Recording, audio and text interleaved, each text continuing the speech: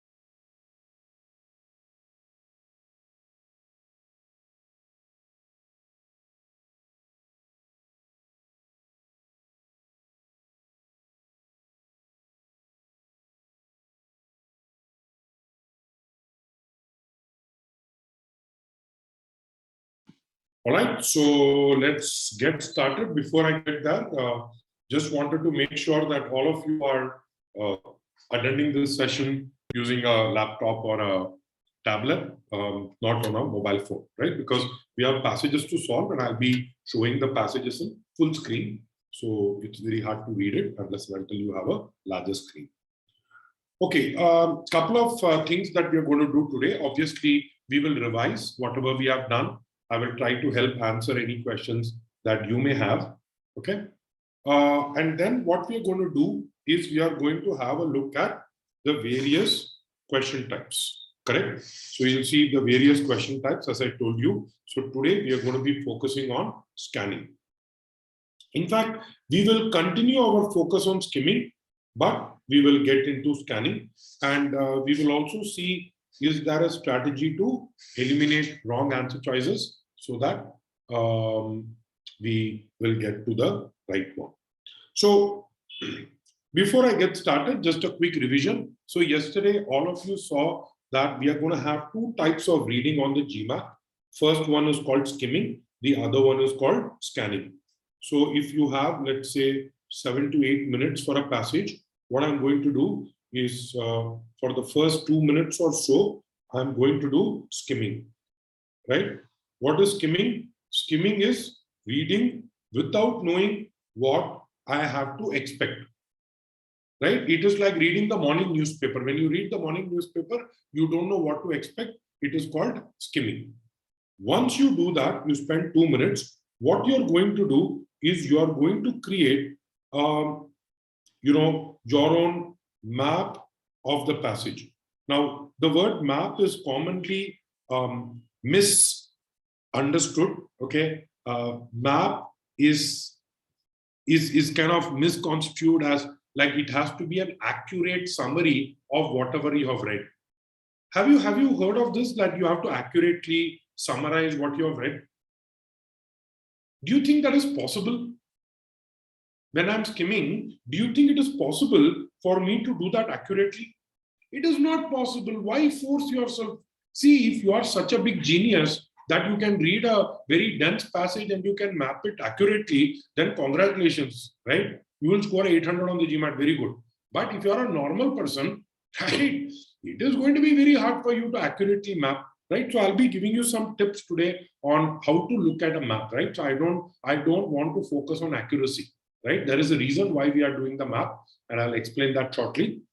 And then a large part of your time is going to go into scanning, right? So when we do scanning, what we are doing is we are answering the questions, right? That is the whole intent of the GMAT. We have to maximize our scores, so we need to see how to answer it correctly. Yeah.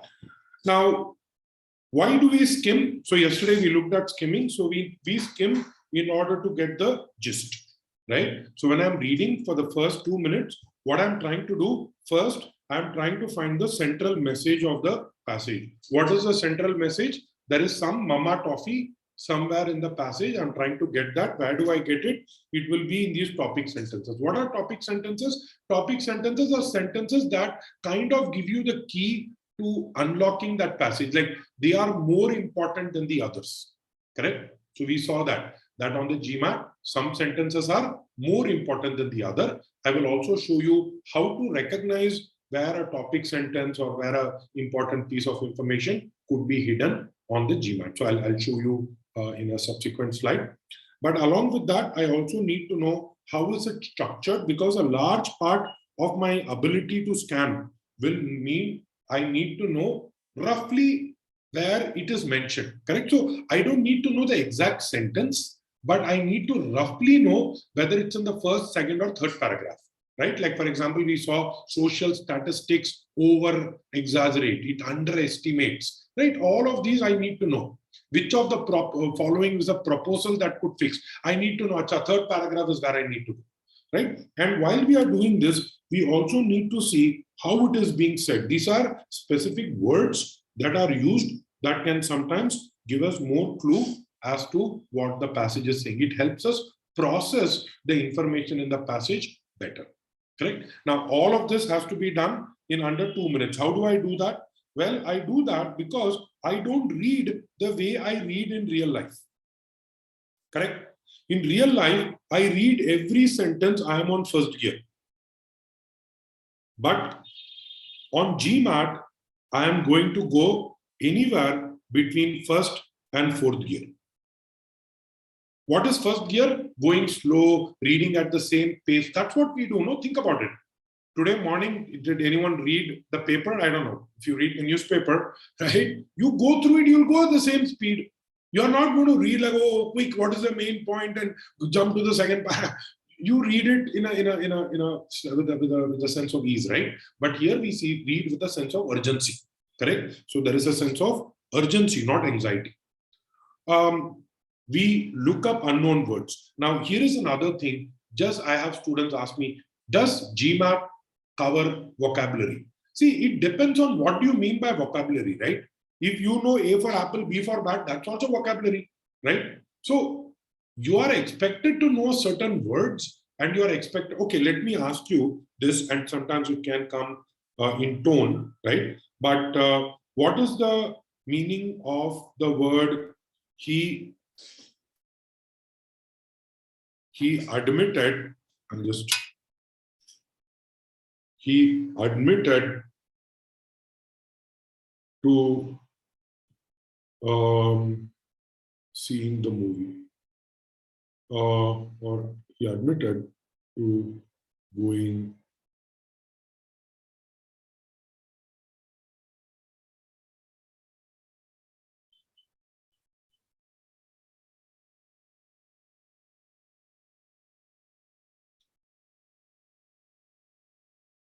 he admitted to going to the party. He revealed that he is going to the party, and he said that he is going to the party.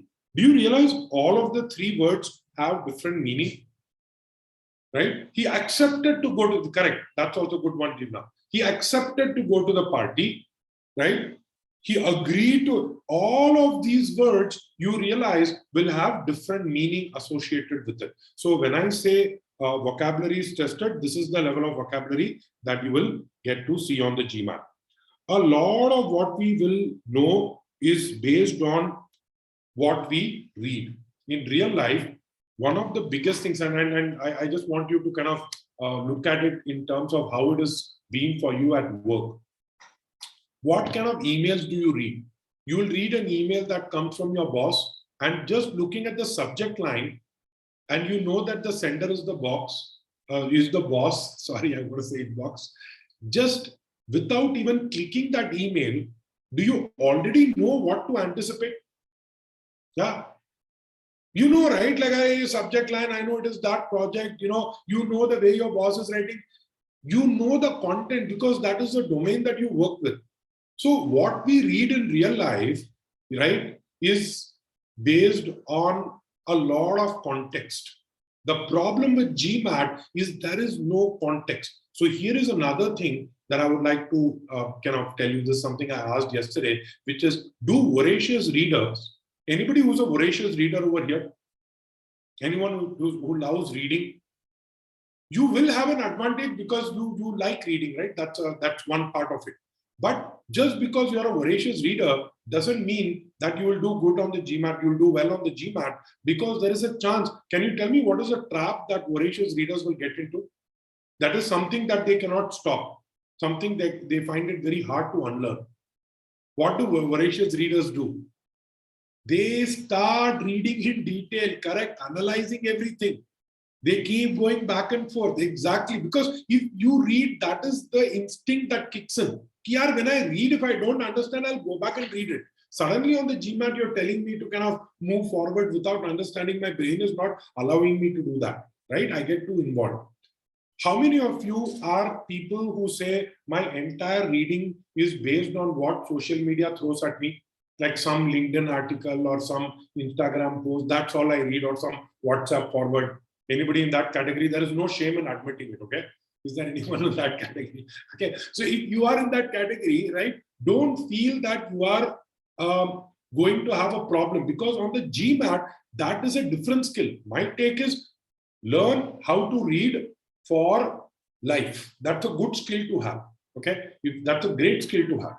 But don't mistake that with reading for the GMAT, right? Reading for the GMAT, I'm not going to pause and reread complex parts. I'm going to quickly move on, right? So I will do all of this in real life, none of it on the GMAT.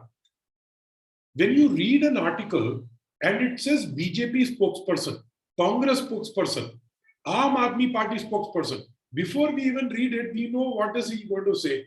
Correct? We know the bias and all that. So, and many times it's also like, for example, if you read, I don't know, Chetan Bhagat, you'll see that's a particular way in which. So a lot of it we know based on the author's profile, we get context. On the GMAT, there is no way you're going to get that context. We don't know what the author is trying to say. Because think about it, if you are the writer of a GMAT reading comprehension passage, what will be your KPI?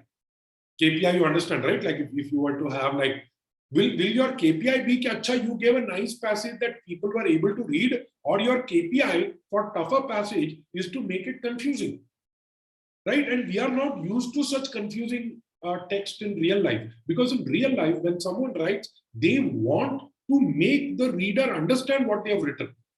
So on the GMAT, the reason why students find it very frustrating is, what does he want to say? First, he said he agreed to this. Then he said, however, on the other hand, he disagreed. Third paragraph, now he is saying, but there are still things, make up your mind. Do you agree or you don't agree, right? It can be confusing, but that is really the nature of the GMAT, and that is what makes it tough, right? Like as I told you, reading comprehension to 8th standard also, you learn reading comprehension, correct? What is it that you are learning after 15 years that is going to be different? It is just going to be the complexity. Like I told you yesterday, jugglery of words, right? So now what I do is, while I'm doing critical reading, there are certain things I'm going to focus on, right? Whenever there is a list of things given to you, particular date, any specific information, I don't need to worry, okay?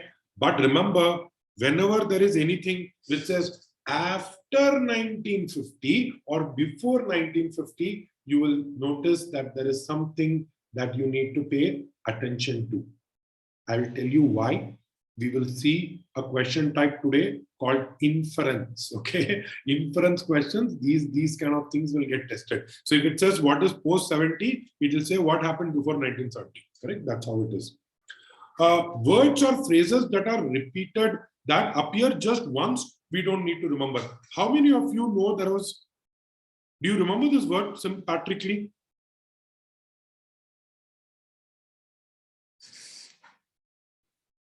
You did yesterday. Did you encounter this word sympatrically?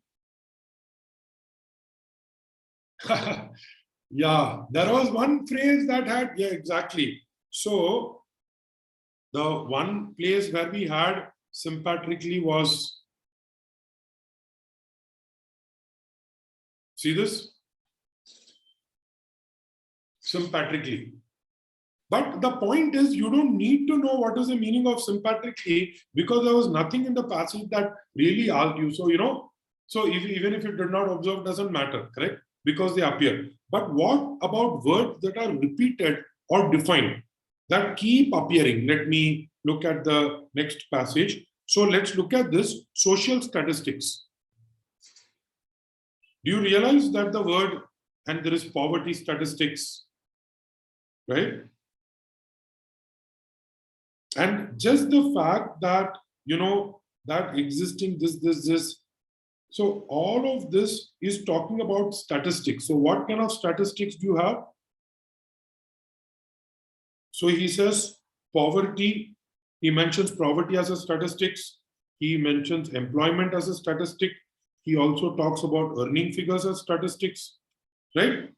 So these are all social statistics. Now, you need to just, it is given to you, see, that the existing poverty, it's given to you, correct? Just that we need to be clear, when we are reading it, we need to know, okay, there is something called as social statistics. So if it is repeated, then please do so. If it appears once, don't worry.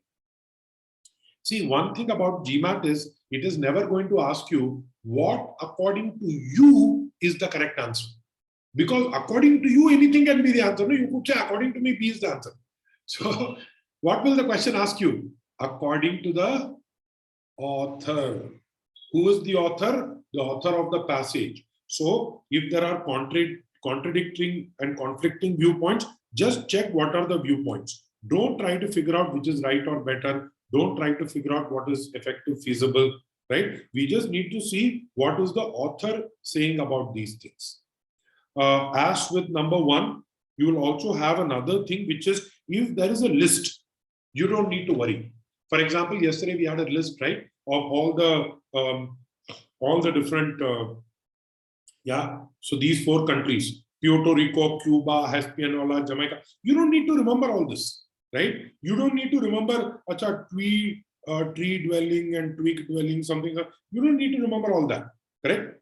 But if it had said all the islands except for Jamaica, right? Something happens to these lizards in Jamaica, they start drinking rum, or I don't know, right? Some crazy thing to do, right? So when they say, but in this place, whenever there is an exception, keep an eye for it, right? What are the theories, ideas, what the author thinks about it? We don't need to remember any details. Did you notice that when I was at this passage, what did I say? I just read it. I just said yada, yada, yada, yada over here, right? Same thing over here. In this passage also, right? I went through this, correct? It's not that I did skipping, but I did not spend too much time reading it because it is skimming. I will come back to it when I do canning. We will see this. Remember what the author says and the sources he quotes are 2 different things, right? So what the author believes and what the sources are 2 different things. We will be looking at this more when we do tone. Okay. So just quick recap of what we are going to do. So the first thing that we are going to do is when we read, we will attack the opening passage, right? Opening paragraph. The paragraph is important, whatever is being said, because the entire passage is going to be based on that. What do? I stop after the first paragraph. I sum up in a few words, in my own words, of what I have read, what I have understood. Remember, do not map while you are reading. Because if you map while you're reading, there is a good chance you will end up writing whatever you're reading, correct? So don't do that. So what I do, second paragraph, third paragraph, I try to find the thread. There is one thread, there is one reference to context that will flow throughout the passage. This is what our main idea is, correct? So your ability to spot it through the passage is going to be a crucial thing. So I'm reading it, but I don't get caught up in the data. I try to focus on the larger picture. Once I do that, what do? I attack the questions as soon as possible. Why? Because now that I've read it in under 2 minutes, right? I have all the time to go back to the passage, keep revisiting it, read multiple paragraphs. Okay, don't stress. You have to read the passage again. Don't trust your memory, correct? So you will go back and answer those. Now, a lot of students, when they initially start, they have a problem. They say, oh, my math is not good, or I'm taking too much time, blah, blah, blah. First is, don't write more than 10 to 12 words. Remember, it's not notes. Okay? If eating is reading, okay? If eating is reading, eating and chewing, right? So chewing is reading, digestion is map. What I mean is, you have already read it. Now you are just thinking what could be. It is not a byproduct. Sorry, rather, it is, I just got this wrong, not over here. It is a byproduct, not an end product. Nobody is going to come to you and tell me, show me your map. People are going to say, are you able to understand the passage? So what is the purpose of the map? The purpose of the map is only for you to understand what the passage is. Don't get fixated. Don't try to create the perfect map. And remember, as I told you yesterday, trust the process. Okay. Initially, it may be a little frustrating. Many of you may want to say, Acha, maybe Arun is saying things. It may work for others. I tried it out in 2 or 3 maps, passages. It is not working for me. So maybe I am the exception to the rule that Arun is not talking about. You know what? I will let you not map after a week. Okay, after 1-2 weeks, you do it. For now, just learn to trust. See, I'll tell you why mapping is important. So there was a tennis coach, and I'm going to give you an anecdote over here. There was a tennis coach, and what the tennis coach told the players is whenever you want to strike the ball, you need to keep your eye on the ball. He used to keep telling the players, keep your eye on the ball, keep your eye on the ball. But when the player is running around the court, it is very hard for them to keep the eye on the ball, correct? So the coach, what he did, he put a physical process around it. So he told the players now that what I would like you to do is when the ball touches the ground, shout bounce. And when your racket makes contact with the ball, shout hit. So they have to say bounce, hit, bounce, hit. Now, what happened is the players, they found the physical action. See, it's always easier for me to follow a physical instruction than for me to follow a mental instruction. So instead of me observing the ball, all I had to do was shout bounce. But for me to shout that, I have to see where it's bouncing. And for me to shout hit, I have to see when it's connecting, right? So what mapping does is it's very similar. All that I'm saying is the first 2 minutes, we need to strategize before we get into the questions. While we are strategizing, when you read the whole thing in one go, it can be overwhelming because there is a lot coming at me. So what I'm going to do is I'm going to break it. It's like a mental pause button. So I read something, I pause. What did he say? Acha, this is what he said. Write a few words, hit play. Acha, listen to it. Okay. So it's like that. I'm kind of moving in like, short jumps. So one paragraph at a time. Sometimes if it's a very large paragraph, you can even have 2 maps for that particular paragraph. Okay. So make sure that you create a map for all the passages at this point. There is not going to be any exception. You will get better at it. It is just a question of practice. Don't get bogged down by big words or technical details. Remember that GMAT, I told you yesterday that there is experimental passages. So what they do, they analyze these experimental passages. They try to see, acha, a person who has an engineering background and a person who has humanities background, there should not be a huge variation in how they are approaching a passage. So these are all things they will keep in mind. They are not going to give anyone an unfair advantage just because they know the passage. However, having said that, obviously there will be some advantage if you know that topic, right? For example, I remember there was I'll be giving you that passage a little later. When you see that passage, you'll remember. So I had a doctor once read that passage. He read the passage, he read it in like 30 seconds, or I don't know, 1 minute. I said, yeah, 1 minute you read. He said, look, in MBBS, 5 years, this is the thing that I read. So if you give me a passage on human physiology, obviously I will be able to read. So those will be some cases that you may get lucky, but I'm saying that knowledge by itself is not going to stop you, right? They are not expecting you to know that. Whatever is given to you will be explained. And as I said yesterday, please don't speed read without understanding, right? Which is, just going through it in like one shot and, not knowing, going back, rereading it. This whole thing, it's like something gets caught. I'm going to sound like a shrink, like a psychiatrist, okay? But you have to learn to let go. Let go of this fear that one sentence, okay, is going to make or break your reading comprehension score, right? That's what we think. This one sentence, maybe it's a topic sentence. Not true, right? You will come back to it. So just don't speed read. Just go with your own pace. Whatever you are able to understand, understand. If you're not able to understand, no problem. However, there could be an exception. The exception is if the first paragraph itself, has it happened to you, right? You start reading the first paragraph, but your mind, there is a residual energy from, let's say, some other thing that you did, and you went through the first paragraph, but you're not attentive and you did not really understand. Has it happened to you? First, like when you start reading, you just jump into it without preparation, correct?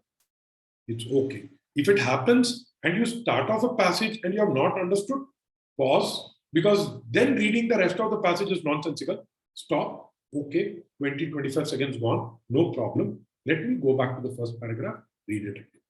The other thing is, especially on the test, when you come to reading comprehension, I am a big believer in taking a couple of deep breaths, right?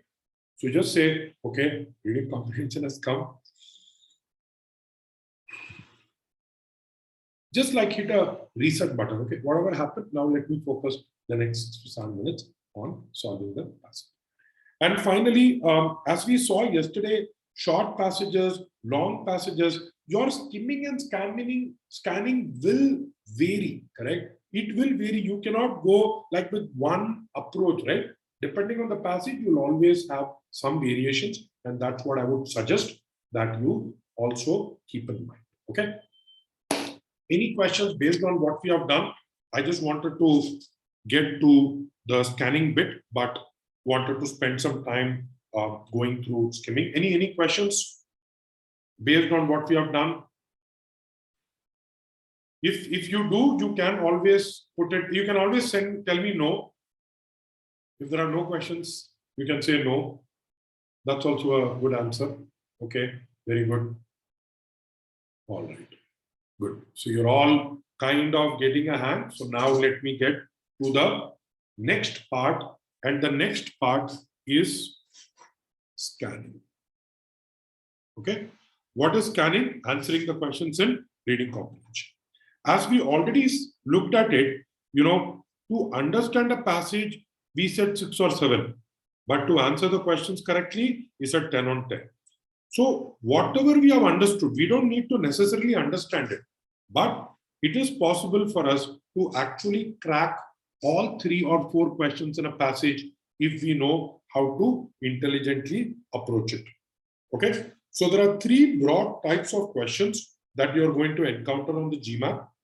They will be called big picture questions, inference-based question, and anchor phrase question.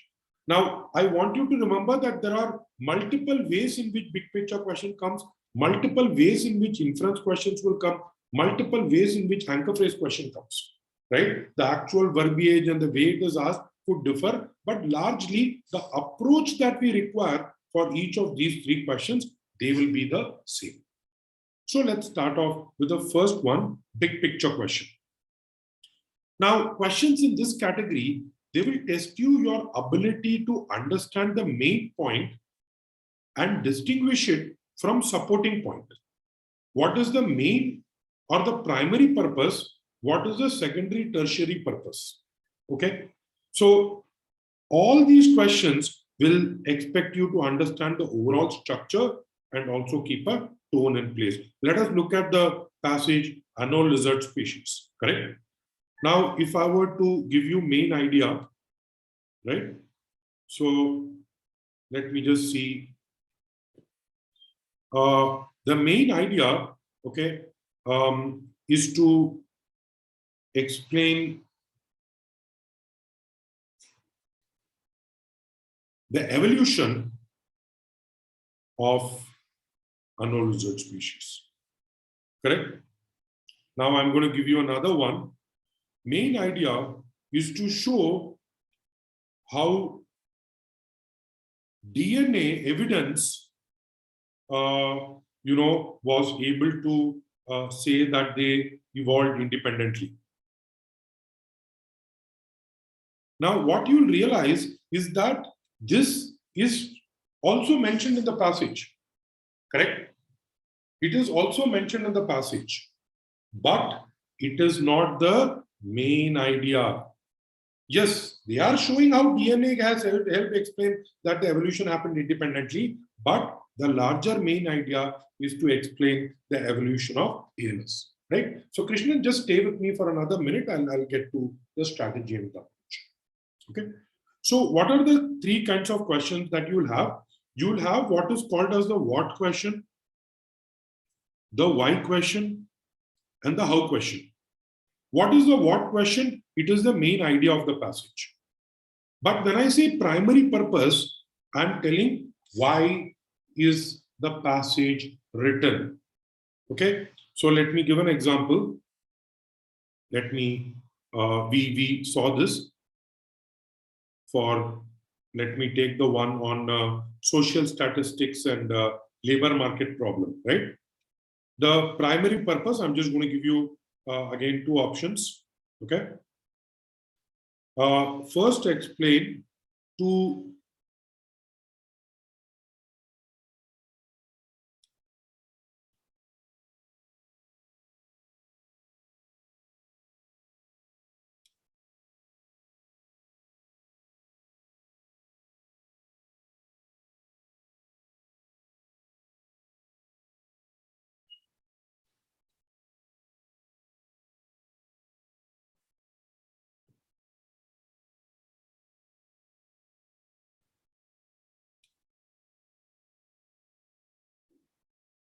Which one of them is a primary purpose labor market problem?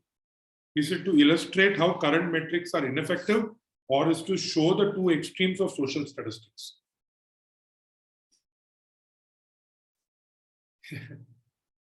Right. So I have some A's, some B's, but predominantly seems to be A. It is A. I'll tell you why.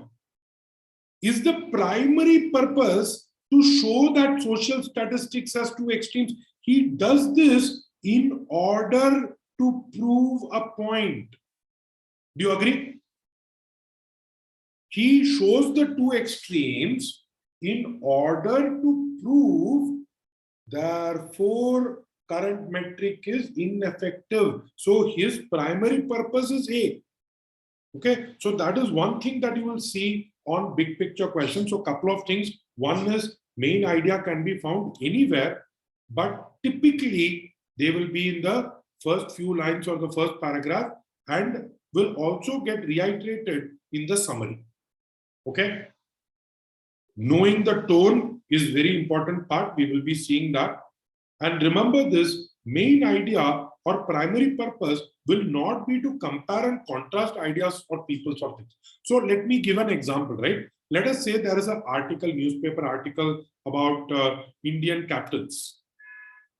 Okay, talks about Indian captains, and it says that earlier Mahendra Singh Dhoni had a particular style of leading, but then Virat Kohli came and he had his own brand of leadership. Now under Rohit Sharma, we have to see how blah blah blah. Now, is the passage comparing three cricketers? Yes, but that is not the main point. The main point is talking about captaincy in Indian cricket. I hope you're getting the idea, right? So you will get examples, but the main focus will not be those examples per se. Okay, so that's one thing that we need to keep in big picture questions. Now, what is the approach we have for big picture question? First thing, read the question, identify the question type. So I now know that it's a big picture question. I may go back and I may refer to my map to kind of get an answer of what, get a sense, right? You may revisit your map. But here is another thing. You can also choose to read the first and the last lines of the passage. Why? Because sometimes you'll realize that the introduction, the summary may hold the answer to your question. Correct? So maybe you want to just go back and read it. Once you have gotten a sense, don't waste more time. Rush into the questions or go into the questions, compare all the answer options, eliminate the ones that you're sure is not right, leaving you with the correct answer. Okay, so that's how we'll be solving big picture questions. Here is the thing. What I'm going to do is I'm going to give you a passage that we saw yesterday. Correct? We saw this passage. What I would like you to do is take the same passage, but this time I'm going to give you a question based on that passage. All right. So let us assume that you have forgotten the passage. So I'm going to give you a couple of minutes to read the passage one more time. Maybe I'll give you another minute or so. And then I'm going to give you about 2 minutes to read the passage. So to answer the question. So 3 minutes. Okay. Why don't you take a stab at answering the first big picture question from the passage we have already done before.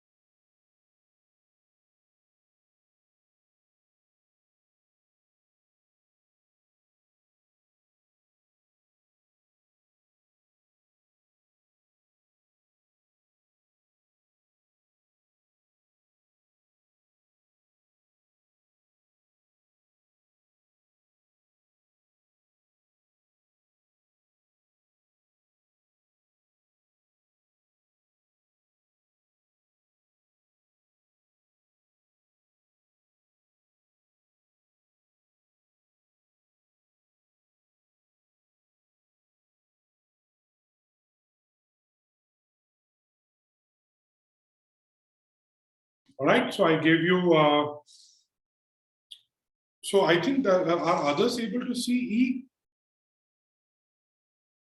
Okay. So Himakshi, I think yeah. So I think there is some setting problem also, because of which it tends to maybe this. Okay. So we've got the answers. Can you please go ahead and mark the? I'm assuming you attended the RC session yesterday, right?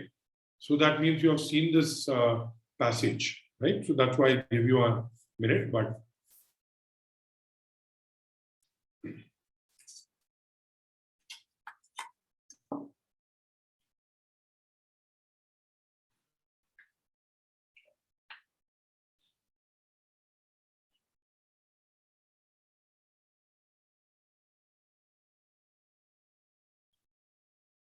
half of you have polled. I'm waiting for the other half.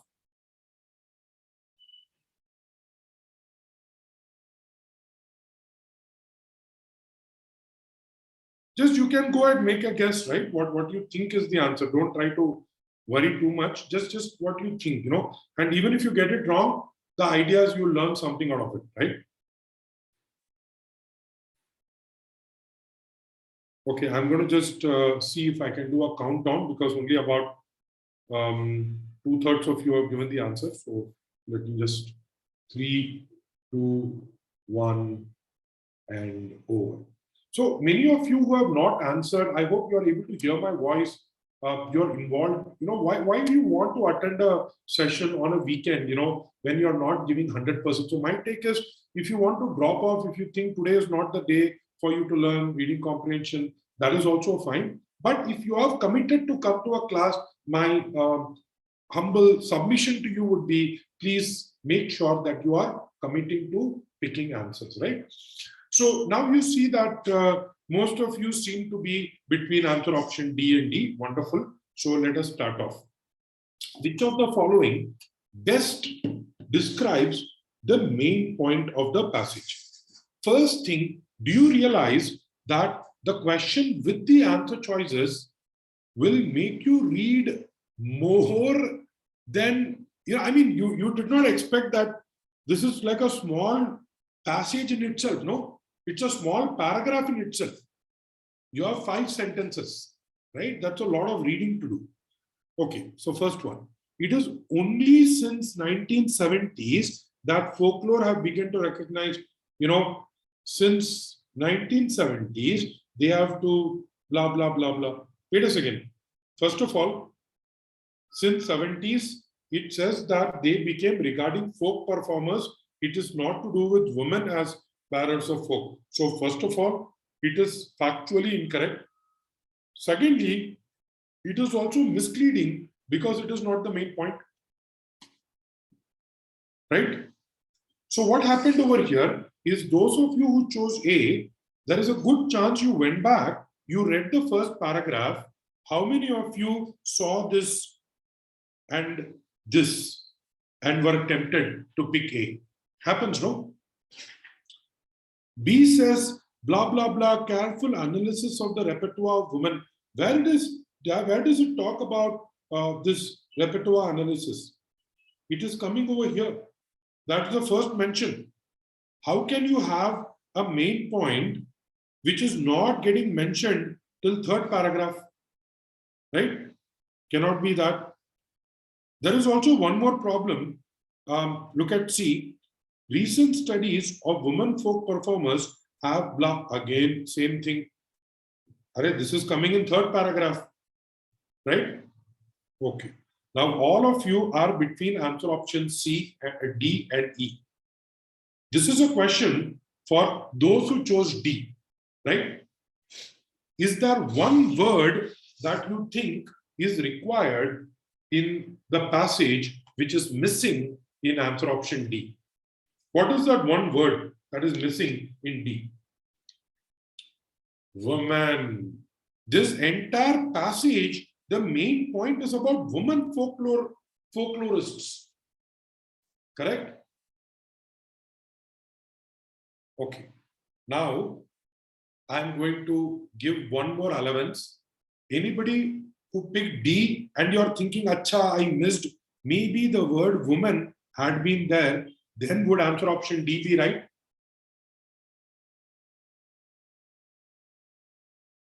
If the word woman is mentioned, would answer option D be right? It is still wrong.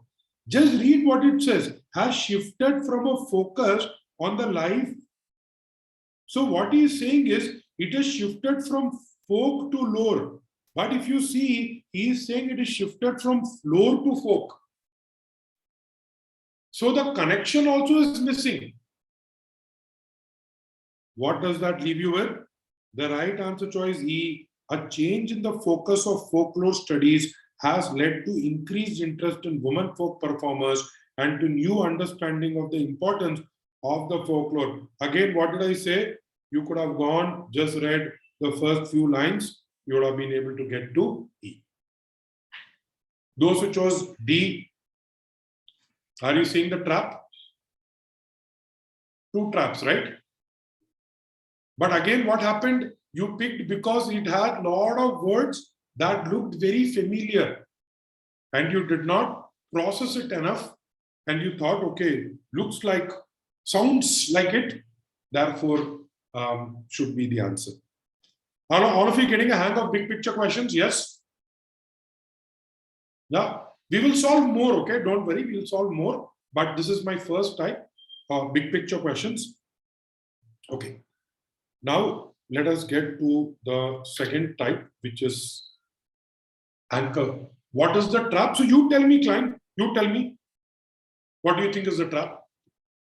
And please click everyone. It's a little hard for me to just look at specific people, picking host and panelist. So client, can you please pick everyone? And can you just type out your answer, what is going in your mind? Because one or two words not becoming very clear. Type out the whole thing. What is the question?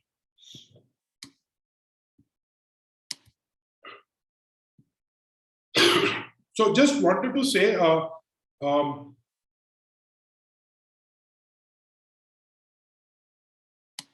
yeah, if you're not mentioning, I don't want to stop the class. So let me go ahead. So client, now that you know why D is wrong, do you realize what trap you fell for?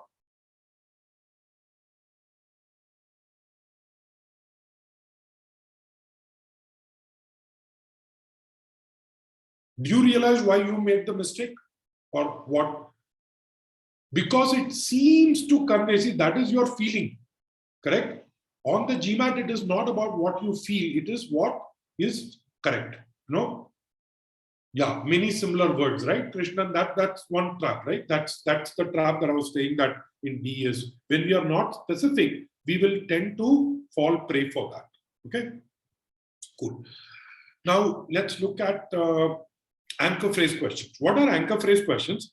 Now, anchor phrase questions, what it will do is it will give you a particular phrase and say, what is this phrase in the passage? What does it mean? Or what is this, right? It could either be explicitly stated or it could be implied. I'll be explaining what it means. But the whole idea is that these kind of questions, what we need to remember is that the phrase, the anchor phrase, okay, is qualifier specific and sensitive, which means many a times what they will do is they will pick words. I'll just give you an example.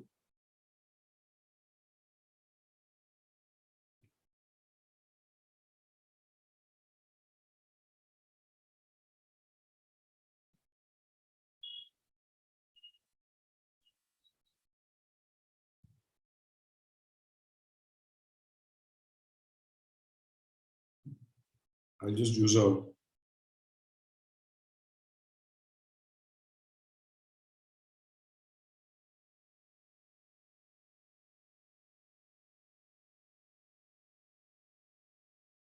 So what will happen is GMAT will say, what do you mean by the word wallet friendly?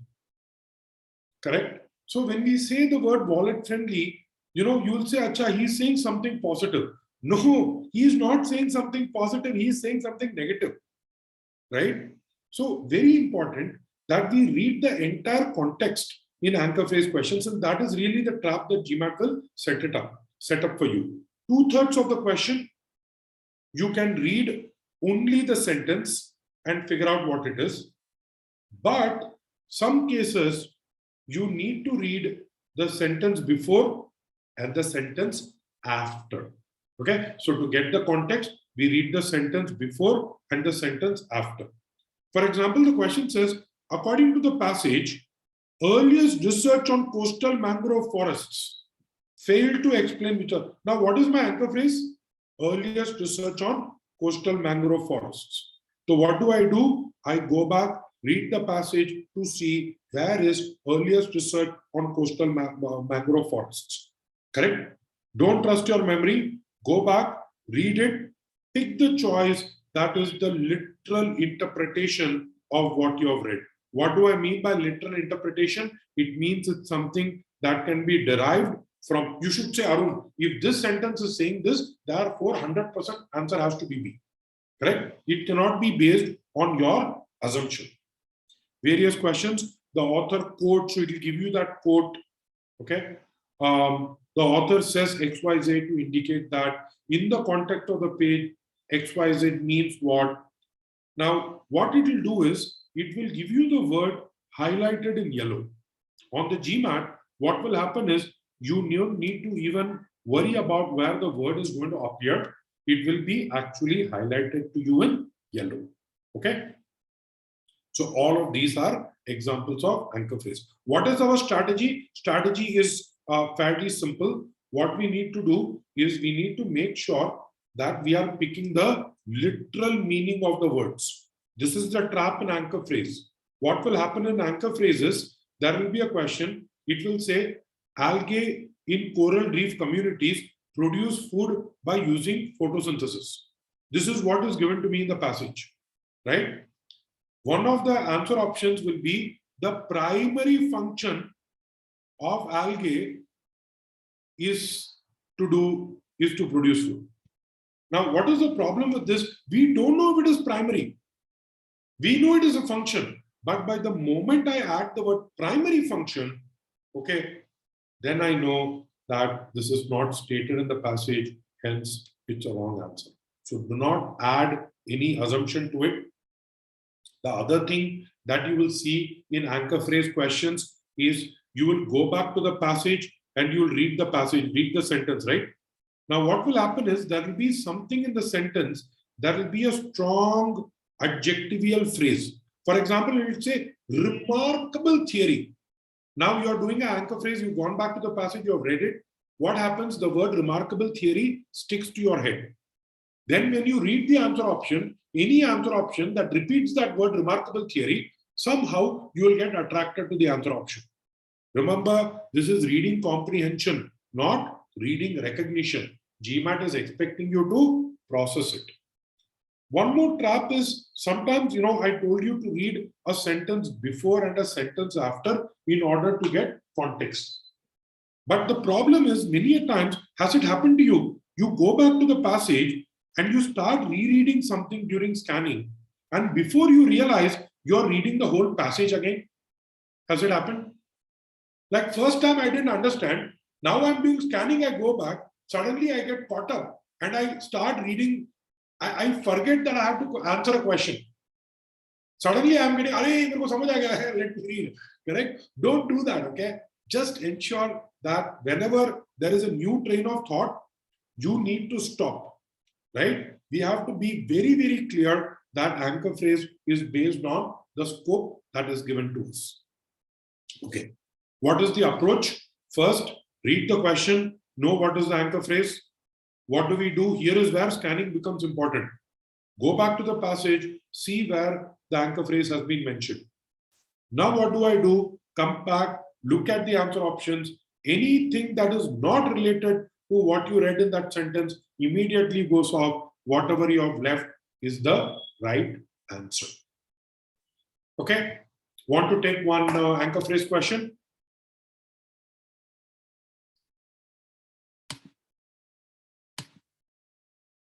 I'm going to give you 2 minutes, okay, this time.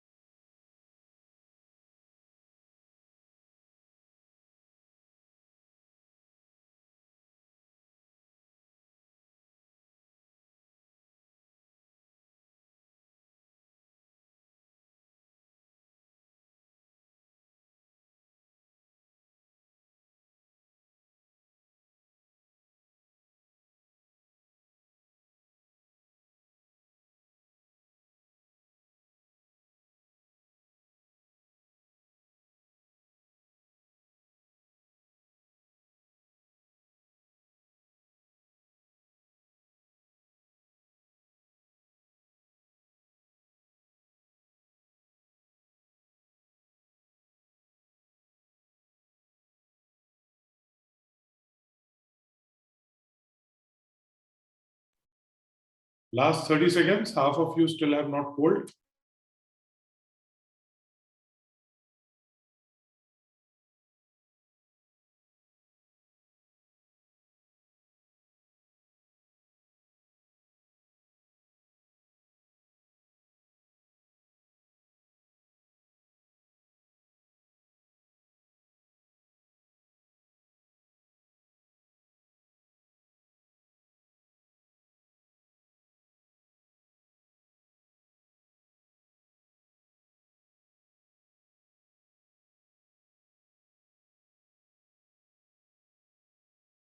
Okay, so I give you 2 minutes. This time I see a lot more people have answered. That is very simply maybe because the question was easy, right? So what is it asking you? It's saying that there are, according to the passage, so I know it's a anchor phrase question, which of the following changes has occurred in the field of folklore since the early 1970s? What is our job? Just to figure out what happens since early 1970s. I just had to go back and I can read one sentence before and I read one sentence. So I kind of go back and I read this whole paragraph of sorts. And once I read that paragraph, as almost, most of you seem to have gotten it, you just have to read it. Increased recognition of folk performers as creative. There is no mention of any repertoire analysis over here, right? And there is less emphasis on the individual performer.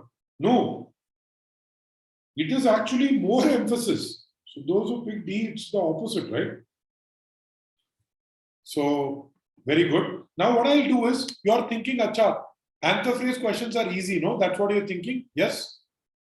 How many of you thinking anchor phrase are very easy? You all lollipop. I'll go back. Wait a second, okay? You got this right? Okay, let me give you one more question. Okay, so we have one more question coming up a little later. Okay, but I just wanted to say that this is an easy one, correct? Right? This is an easy one, and you have already, by the way, do you also realize that you have already read the passage multiple times? Do you think that is also an advantage you had? Because you had read the passage yesterday, today when you are looking at it again, it's a lot easier for you to do the scanning, right? So that's another thing that you will realize on the GMAT when, when you are under the time pressure, that is also going to make an impact. Okay. Now let us go to the third one. Then I'm going to be giving you a break. So it's 1:07. So I'll go till about 1:10 or so. Then I'll give you a break. Then we will come back and solve a bunch of passages today. So Krishna, let us see this. Okay, let's see this, how it kind of occurs. Let me just put it in the Q&A box. I can take it up. Abhipsa, question, repeat from OG on the GMAT you're asking? No. Yeah. Okay, what are inference questions? Okay, inference questions are like, it is not said, if I would say, it's like this: all X are Y, all Y are Z. 100% if these two statements are true, I can say all X are Z. But remember, all X or Z is not given to me, it is inferred. That is what inference will do. It has to be true based on the content in the passage. For example, if it talks about married people live longer, then what is it comparing it with? Unmarried people. So we know that if married people live longer, unmarried people live shorter. That is not told, but that is what is implied. Right? Same thing, warm-blooded, cold-blooded, right? So whenever on the GMAT, what you will have is you will have this Miles Davis, right? In slowed down the tempo and started featuring ensemble playing. What did he do in 1945? He did these two things. He slowed it down and he started. Therefore, can you tell me what happened before 1945? The tempo was more rapid How do I know? Because in 45 he slowed it down. And solo playing was the norm. Why? Because he started featuring ensemble, which was a new style.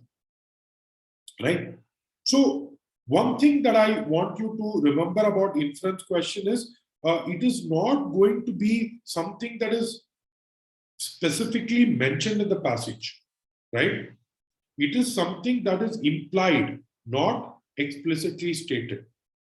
And one thing that you need to remember is just because it's inference, a lot of times you think you can assume. No, you cannot assume. You will have to pick something in the passage which is 100% true.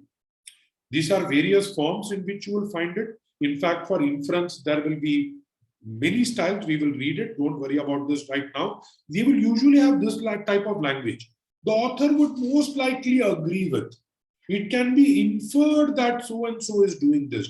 The passage suggests the author would most likely agree to which of the following statements, correct? So all of these are based on inference, but it has to be based on data given to you in the passage. What is going to be our strategy for inference question? First, read the question, identify the question type as we have always done. Second, go back and identify for each answer option.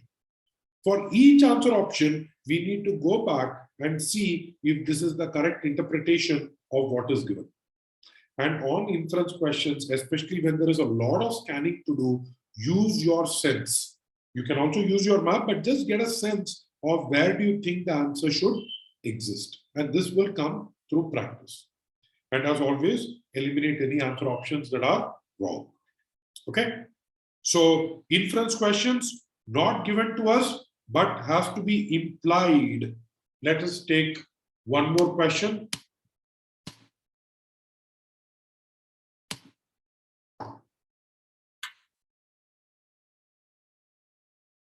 Remember, it's not anchor phrase.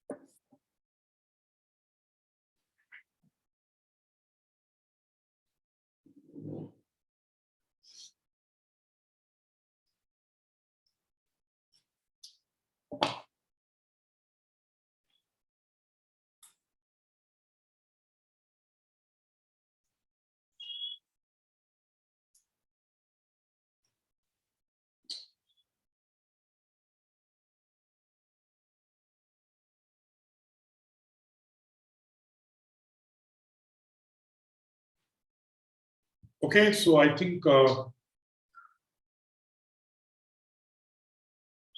should be able to answer it.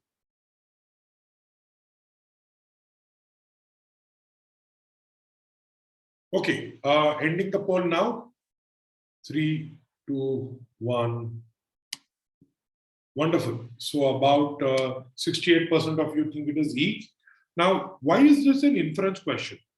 Why is this not an anchor phrase question? Because there is an anchor phrase in some sense, which is dynamics of folklore.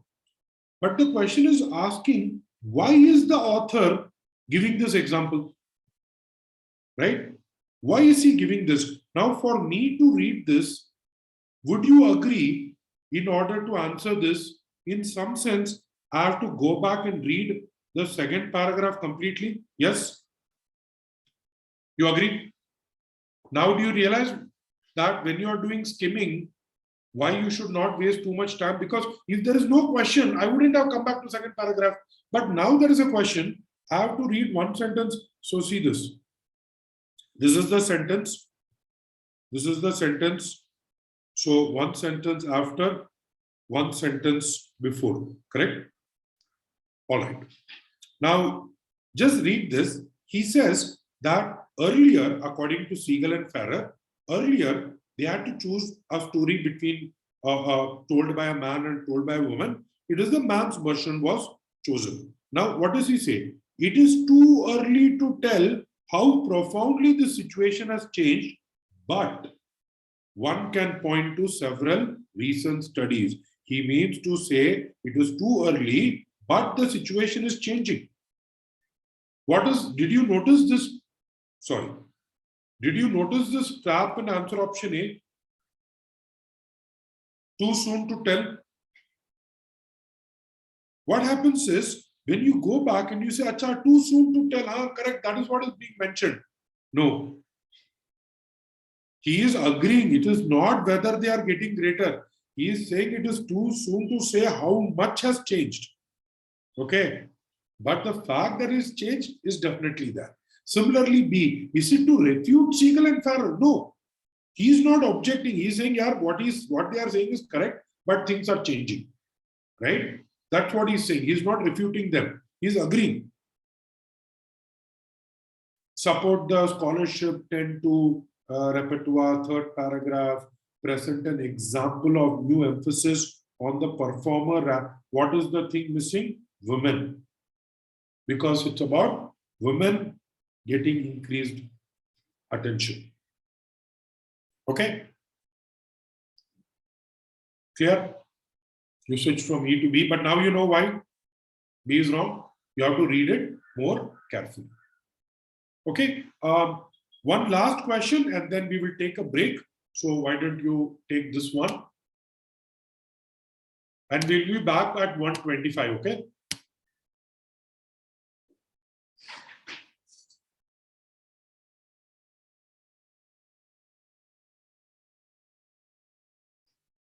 Just solve this one.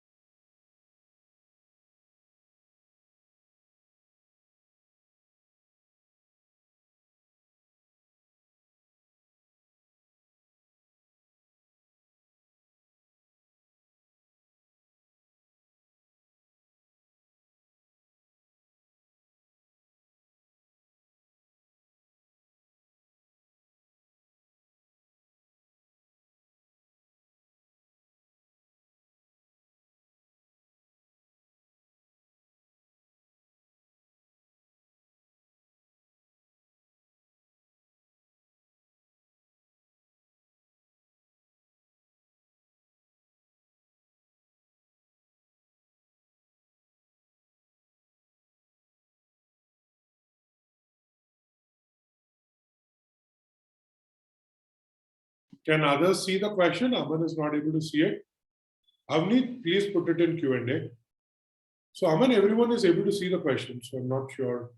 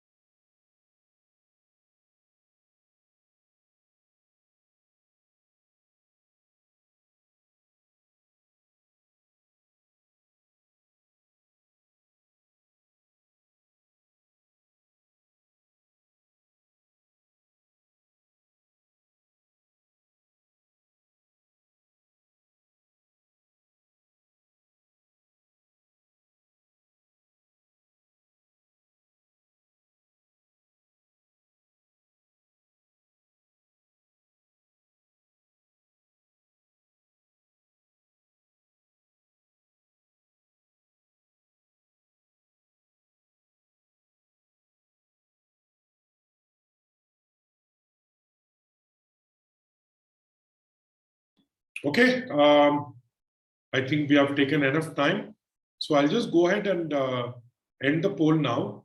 And let's just have a look at the answers and then we can maybe come back and discuss on those. So let's have a look at it. 44% of you think it is D. 56% of you think it is some other answer option.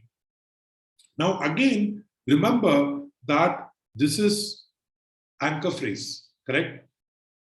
But the question is asking, why is he using the word context? Right? What is the meaning of the word in context? Now, what happens over here is we fall into some traps. How many of you saw this word holistic assessment?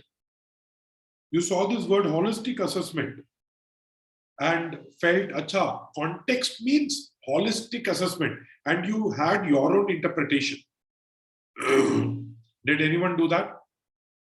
Like in your mind, that is the meaning of the word context. Remember what I told you, it has to be literal interpretation of what is given. Go back and read this. These recent books reflect the current interest in viewing folklore in context, thus answering questions about what folklore mean to the people who use it. Who are the people who use it? Men and women. One expected as the discovery that women may use same folklore that men use, but for different purposes. So men and women use it differently. That is what answer option, the correct answer option should say. There is no mention of critical analysis of parts and a piece of folklore. Where is it saying that each piece of the folklore or each part of that folklore has to be analyzed?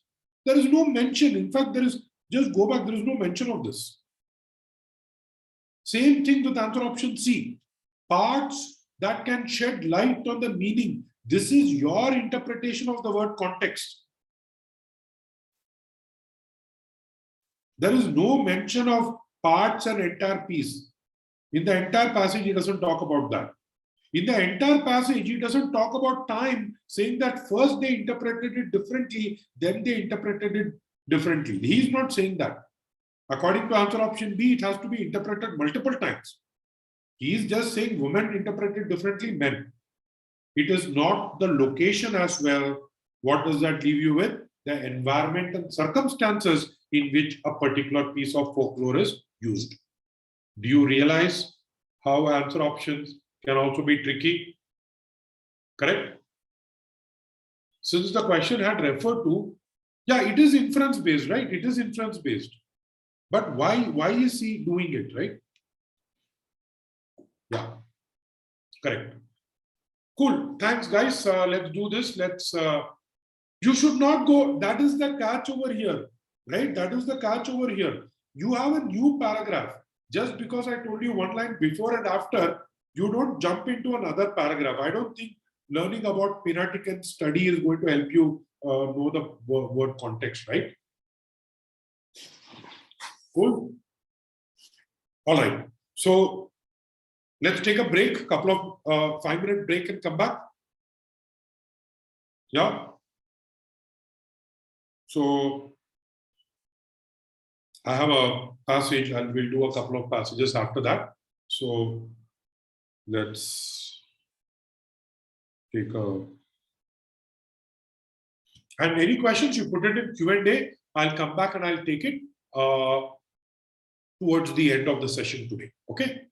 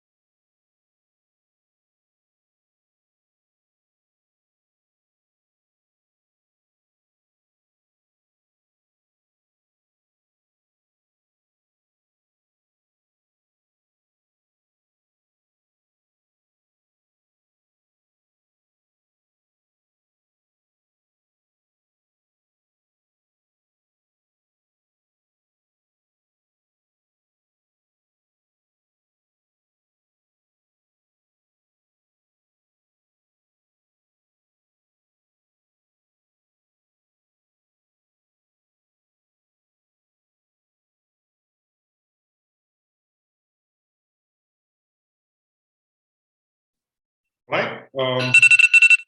Let's get back. Oh,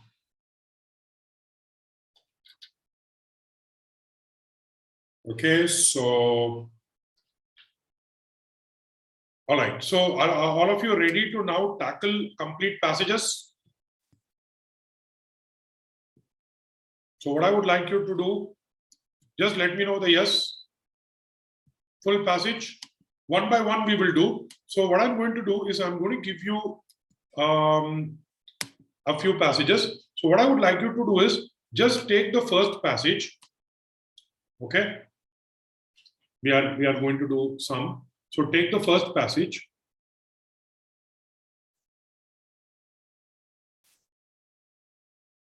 We have 4 questions for the first passage. How many minutes do you want? 8 minutes?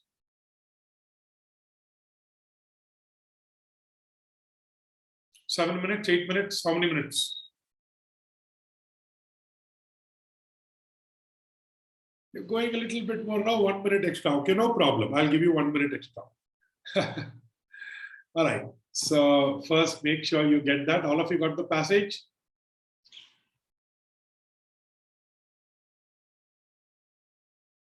Can we get started?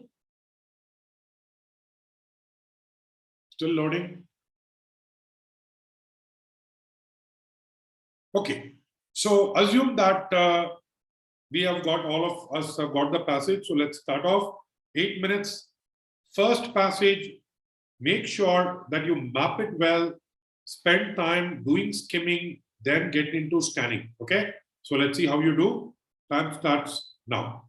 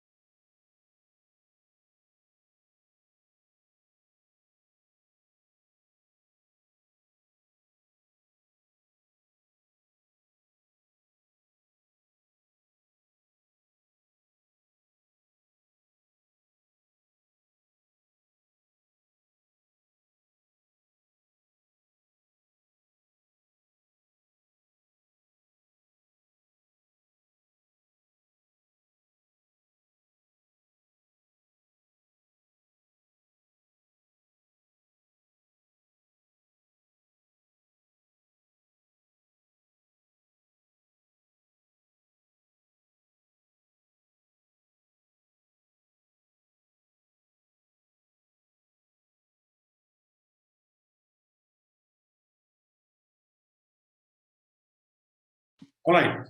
So I noticed some of you joined in a little late, but I had put it in the chat window. But anyways, going ahead, I'll just make sure that I will post it again. In case you are on the last question, that's okay. We can always do that. All right. First things first. How was the passage?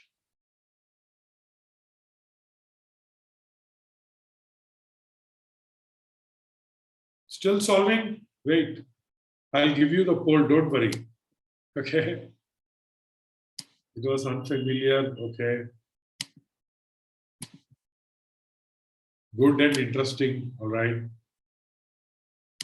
Interesting. So it had how many? 1, 2, 3, 4 questions, right? So let me just do this. Let me give you too many chemical names.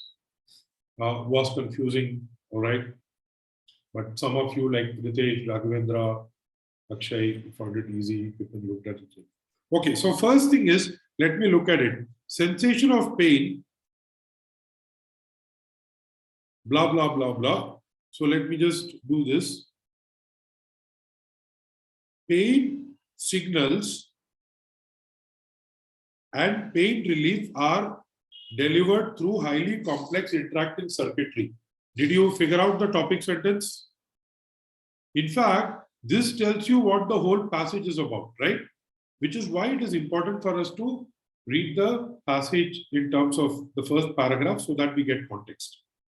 Now, I did get context. I just understood that it is something about pain. Okay. So I'm just going to say pain circuit. I didn't understand much, but this is my map. Now I go to the second, and here is where science can come and can be a little overwhelming.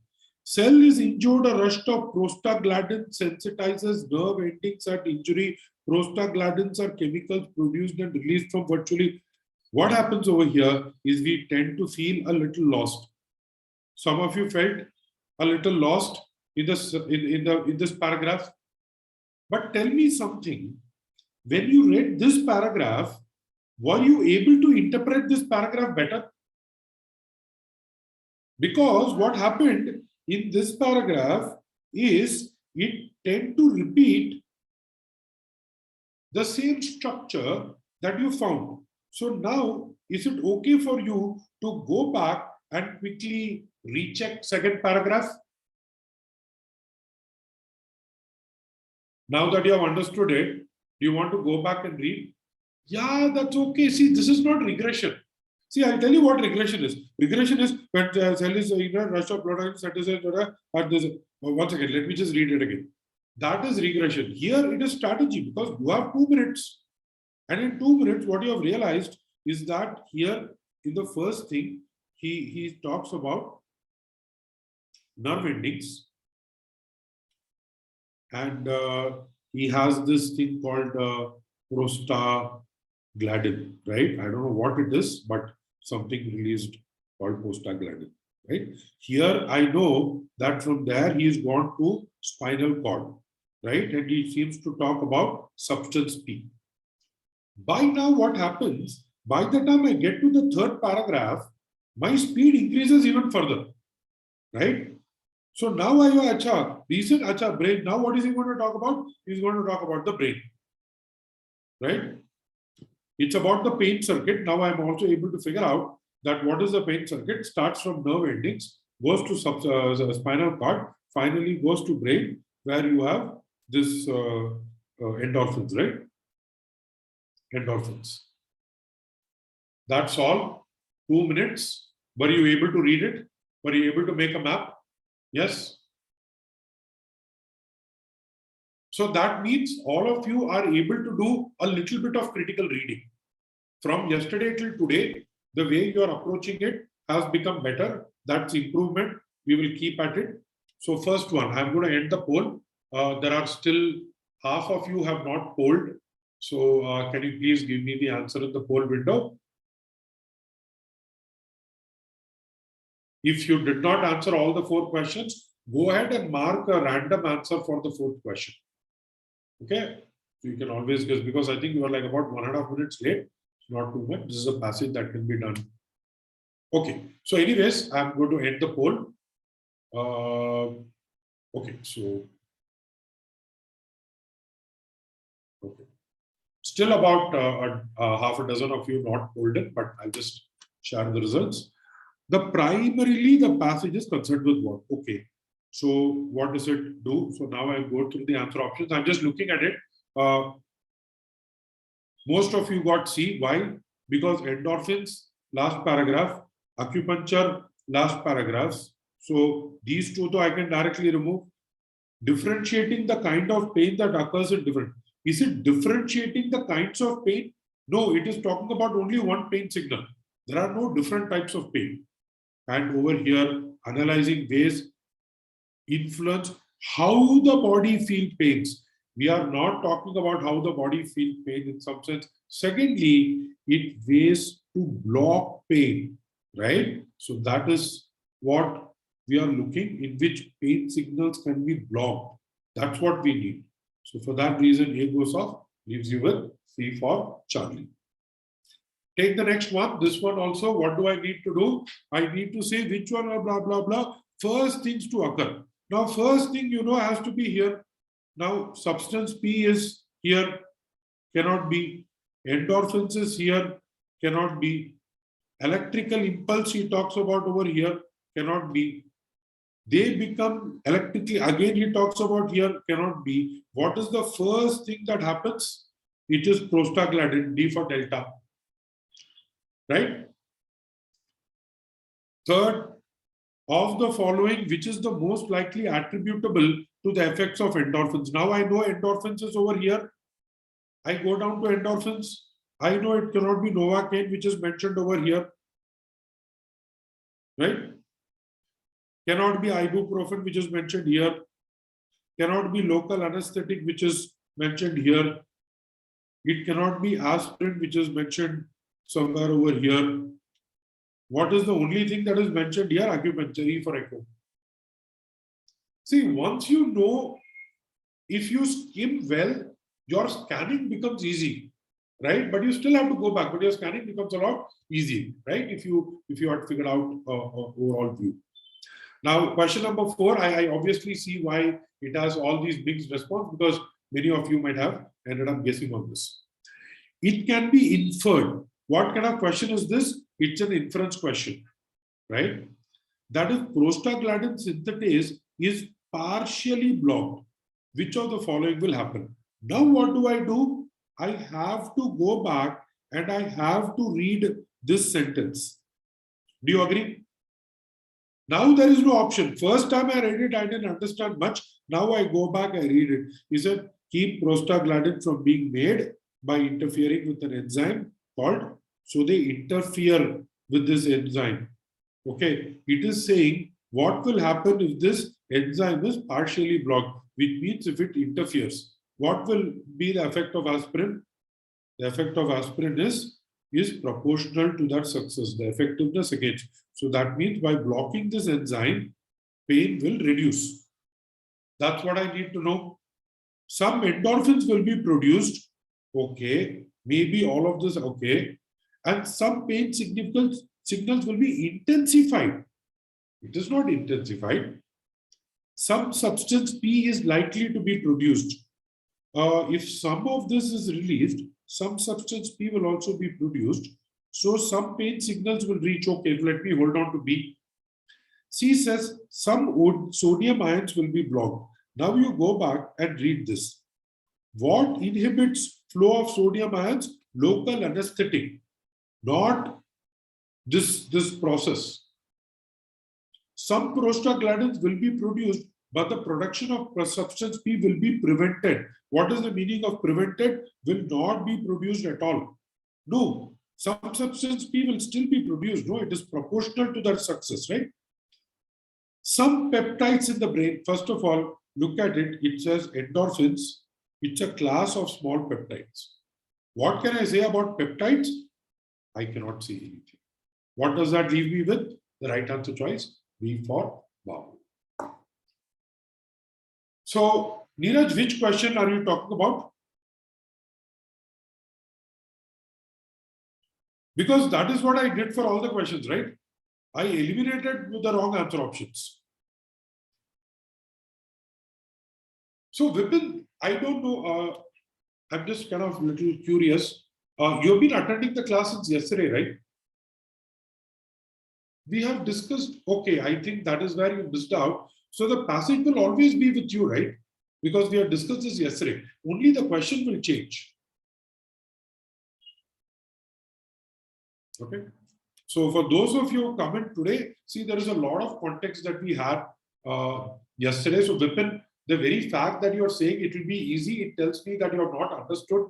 My submission to you would be to re-attend the class from RC1 onwards, because a lot of context is missing based on, what I'm understanding, right? So just an advice.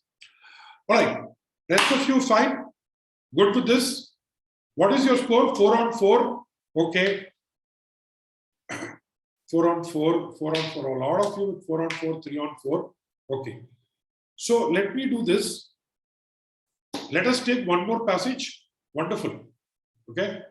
Most of you seem to have done well. Let's take one more passage. This one, you take the passage, the next passage. Okay. Or else, wait. Once again, just hold on. We have 10 minutes left. If I give you two passages, we will run into about 2:15 or so today. Are you okay with that? Yeah. So 2:15, I'll give you. So first, take the first passage. Okay. This time, I'm going to make things a little tight for you. Okay. Let us say that you have 6 minutes on the GMAT for this passage. Okay. So passage number 2, you have 6 minutes. Time starts now.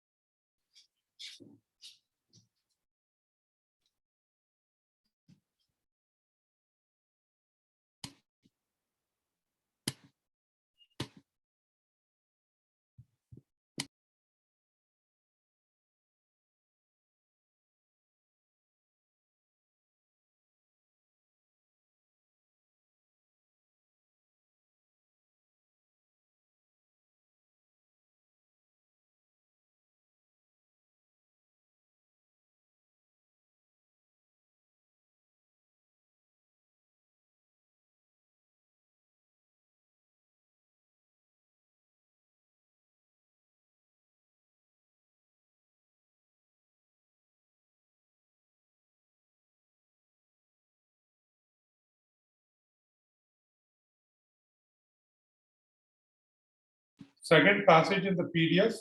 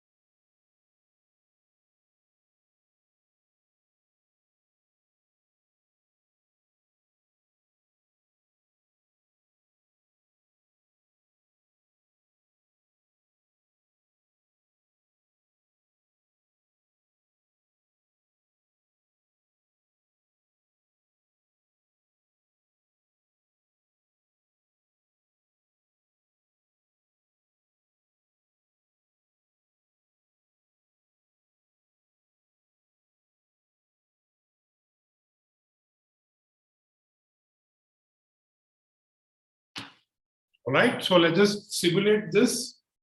Last 3, 2, 1, hand over. Okay, so I know I gave you less time. I give you 6 minutes, but the whole idea is to simulate what could happen on the GMAT, right? And try some variations to that. So if you can just go ahead and give me your answers on the poll. First of all, would you agree that reading this whole passage, vigilant behavior, small groups, first he talks about predators, then he talks about food. Do you agree the passage itself was very short? Not much, right? You could have done it in under 1 minute. Yeah. How many of you felt that Arun, I spent more time solving question number 1 than reading the entire passage? Right? Because the question itself is very confusing. So first, let us look at how we can apply some elimination strategies, right, to get to the answer, even if you do not understand it. So what I'm going to do is, I'm going to solve this question 2 ways. 1, if you understood it. 2nd, if you did not understand. First, let me go back. I notice it in an inference question.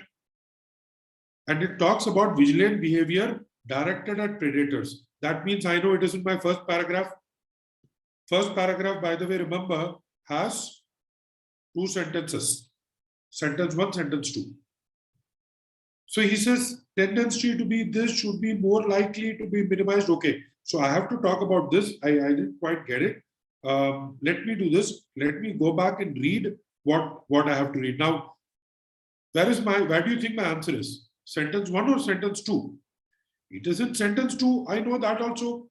Individuals are, because they are greater risk than individuals on an average, more similar because animals on the periphery from a this size. Something about it being in the edge and it being in the center. Okay. Now again, I have not understood it fully. That's also okay.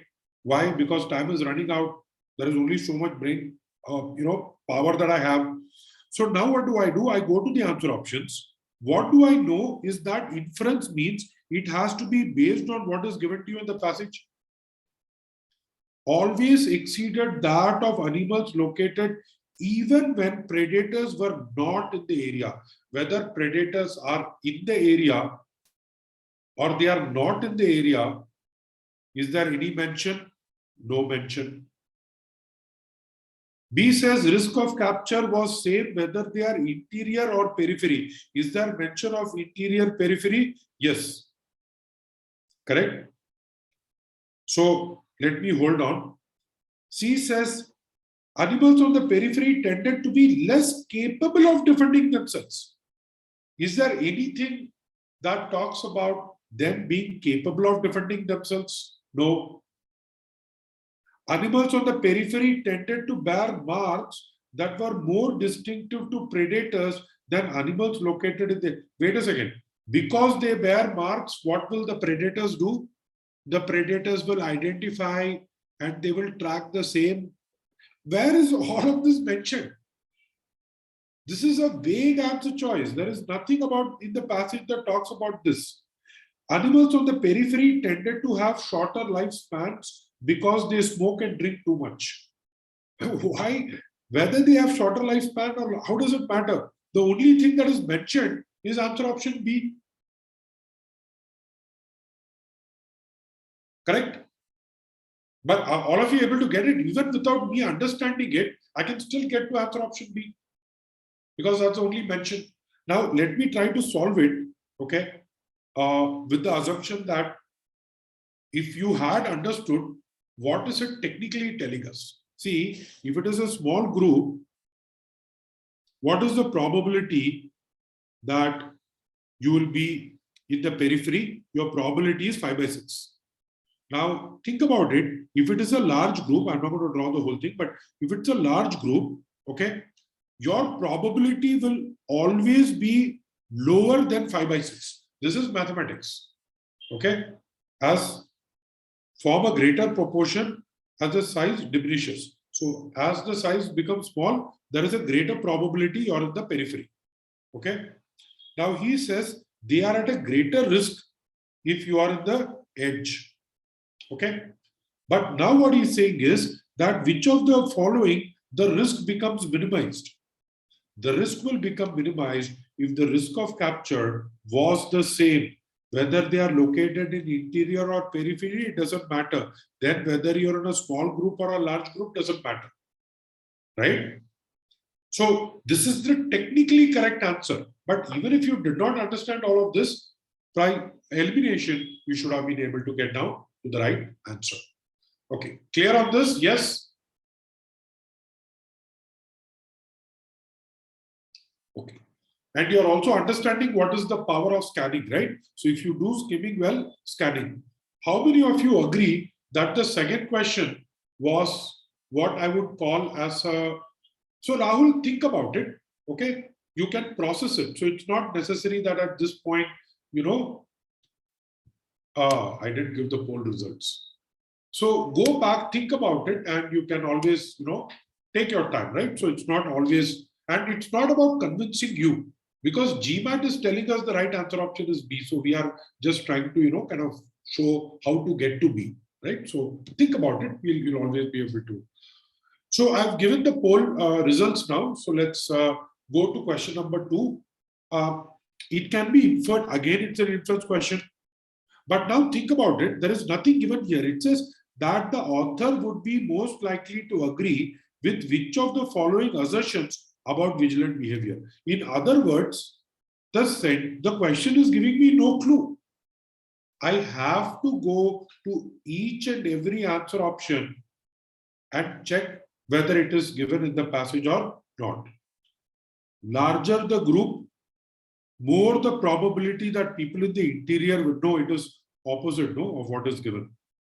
Vigilant behavior exhibited by individuals is more. Is there any mention of effectiveness?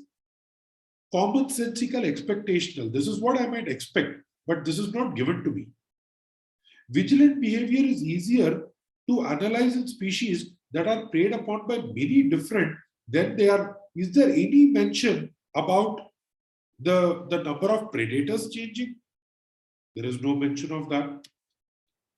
I'm going to look at answer option D, looks fine, but let's look at E.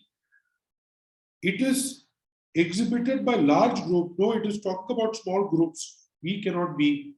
Right answer choice D. It is not just predators, but also food. Do you agree it's a tedious answer? It is not a tough question. You agree?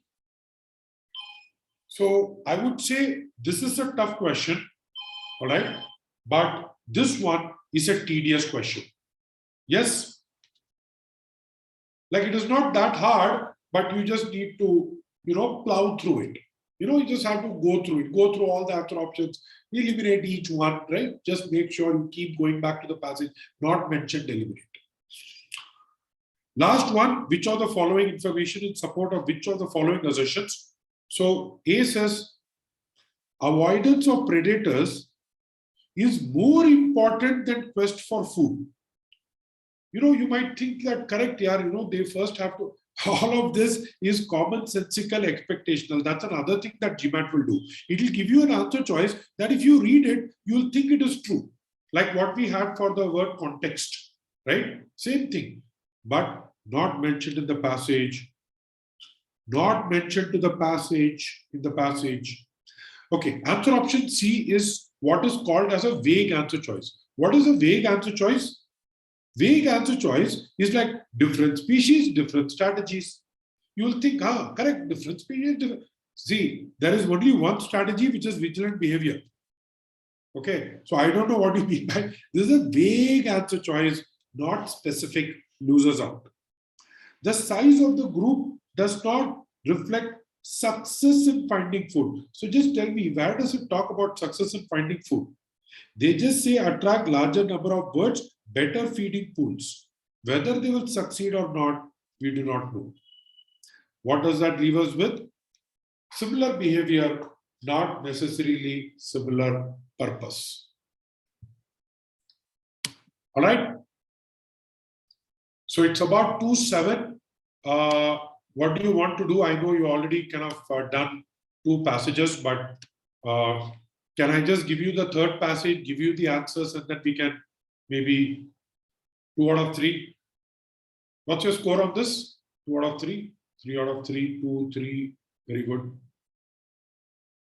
Okay. So just a couple of things before I get on to the last one. Okay. So Vipin, maybe as I said, you had not attended, right? So maybe you can go back and look at it. So what we saw over here, vague answer choice, different strategies, different things, different outcomes, not specific to the answer. Extreme answer choice is words which say is the primary reason, is the only reason. Okay. Cute phrases are words which will repeat from the passage, remarkable theory. So what will happen? You will see the word remarkable theory, you will get tempted to pick that. And finally, as we saw, these are generic statements. Especially in inference questions, you will find statements that if you read will end up looking true. But we have to ask ourselves, is it based on what is mentioned in the passage? All right, clear on this? So what I would suggest is, why don't we come back next week and why don't we solve the passage before we get into the other topics? Okay. Last passage, can we solve it next week? You can do it as homework today. Keep the questions, right? And then we can. All right. So it's already 2:10, so I just want to keep it this. So very quickly, I just wanted to this Himakshi. I think this is a question that you had posted at the start. I'm not comfortable with skimming. By the way, you realize it's like a learning curve, right? So you cannot exist. I'm comfortable. I'm not comfortable. You'll get more and more comfortable. Does it make sense what I'm saying? You are getting a hang of mapping, right? You get a sense of it, right? So as long as you're doing that, it's a process that will happen continuously. Okay, got it. Thank you. One more question. Is it advisable if I don't read all the options once I think I've gotten my answer? Yeah, we will solve the 3rd passage next week because it's already about this. So here is the thing. How many of you have had a situation where you saw the answer, you know that it is the right answer? So let me take an example of this. So let us say that you looked at, let's say, answer option.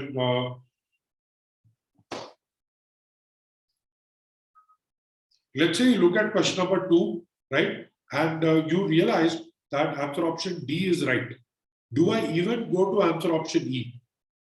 The part I wanted to tell you was it is not to do with what is the correct approach, but I will tell you what is the psychology.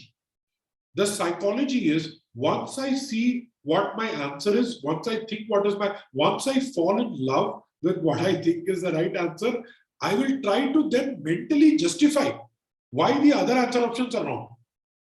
Correct? So that's the key, right? What is the level of these passages? So we started off with some medium level passages. By the time we go to day 4, I will give you brutal passages. At this point, I want to go slow. Is that okay with you? Because in starting itself, if I give very tough passages, you will not be able to apply the technique correctly. You will get caught up. So, we have like a graded function. So from tomorrow, you will start seeing passages that would be tougher, right? From the next class. Okay, so Yusra, thank you for reminding me. I had asked this question at the start of the class, which is the passage being something you know or not know, does it make a difference? Like the fact that you kind of this, to a large extent, you are able to get a zoomed out, right, view, and you are able to look at the questions and answer it, right? So you don't really kind of need to connect it every time. Yeah. Yeah, we shouldn't be complacent, right? Thank you. while practicing, how do I confirm that I'm mapping it correctly? See, the idea is that as long as you are getting the questions right, as long as you are following the process, right, I'm kind of happy. Please pick everyone so that everyone can read this. But overall, that's my submission, which is don't worry too much about it. During practice, you will realize. Thank you, Vinay. I'm very happy that you found, by the way, you're getting a sense that reading comprehension is a lot more exciting, right? So stop saying that I hate reading comprehension. Say I love reading comprehension because now I have been able to unlock that mama toffee. It's like a treasure hunt for me, right? And you should, approach it with a sense of curiosity, because a lot of these passages that you read, you're going to read on very diverse topics, right? So I know it sounds stupid, right? Nobody wants to read GMAT RC passages, but look forward to saying, yeah, let me see if I can learn something from the topic that is given, right? So approach it with a sense of curiosity, right? Internal my take is don't get overwhelmed, right? Idea is keep practicing, right? Nobody is going to start off by realizing everything. Like the more you practice, the better you'll get at it. I mean, this is how you will learn any skill. So don't get overwhelmed. Not just about learning reading comprehension, learning any new skill, right? Don't get overwhelmed. You have to go with patience. Thank you, Avni. Thank you, Krishnan. Yes. So what I would do, thank you everyone. So what I would do is I would request you to go to the platform and start solving questions. Both you can do the CV. Can I do this? Can I just share my screen with you? So just once again, like when I say share my screen, I meant the. Okay, I need to log in, but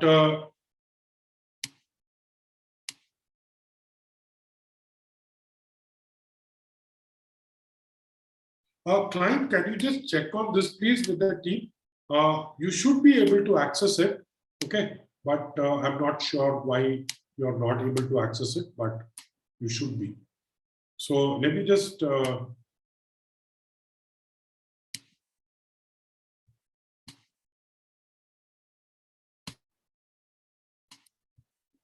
can someone do that, Rahul? Someone else do it, because I don't seem to have it.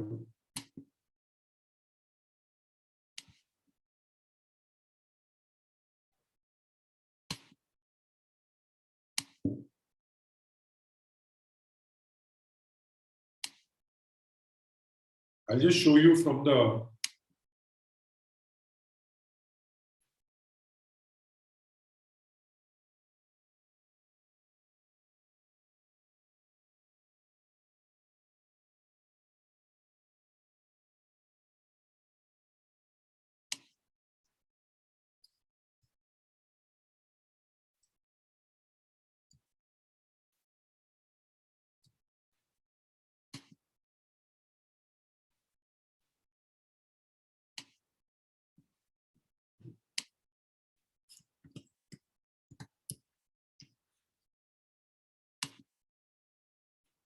Okay, so just wanted to give you this. So what you can do, you can go to practice, right? So in practice, you can just pick from here reading comprehension, right? So there are some big picture, there is, all of this. So you can go through this, right? So, yeah. So you'll have a bunch of anchor phrase questions, so on. And each one we'll also see, so let's, for example, take this. So when you do this,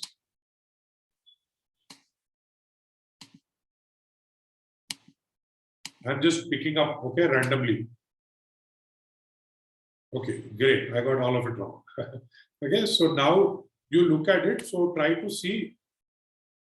So I'm just clicking on this. So there is an explanation, right? So reading the explanation. So whatever you saw in big picture question or this particular thing will be explained over here again, right? You can always post a query, right?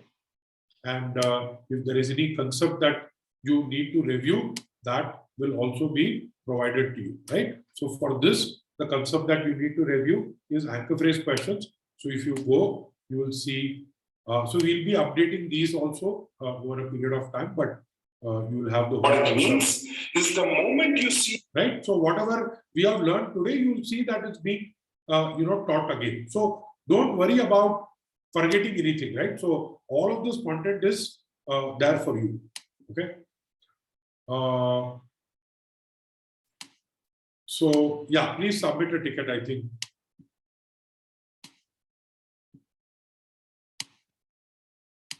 It's for 2 weeks, I think. So see, I agree that a lot of what you're saying is this, but you also have to kind of empathize with the fact that we have something to run. So if I give all my downloaded videos, right, and everything out for free, the whole course, the whole PPT, everything is made free, right? There has to be some way for us also to sustain. We have a team, right?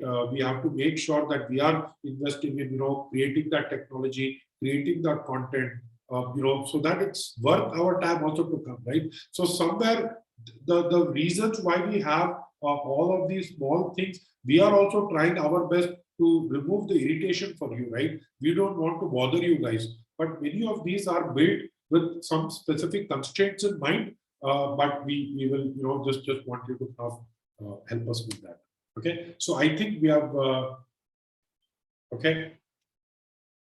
So we will be seeing this, which is how to do it. As we go ahead, we'll have more questions to solve. So I'm going to end the class right now. It's only 1 week and we have 2 to 3 weeks. Why don't you see, you have already decided that it is less, correct? So when you make such decisions, what happens is our thinking then becomes limited, right? I think it is possible. I am using my experience, right, that it's enough time. So my take is just give yourself that opportunity to do it. You will get it, right? So, and if you take more time, that should also not be a problem. Okay. So I'll let you guys go now. It's already 2:20. Thank you and have a great rest of the day and a great week ahead.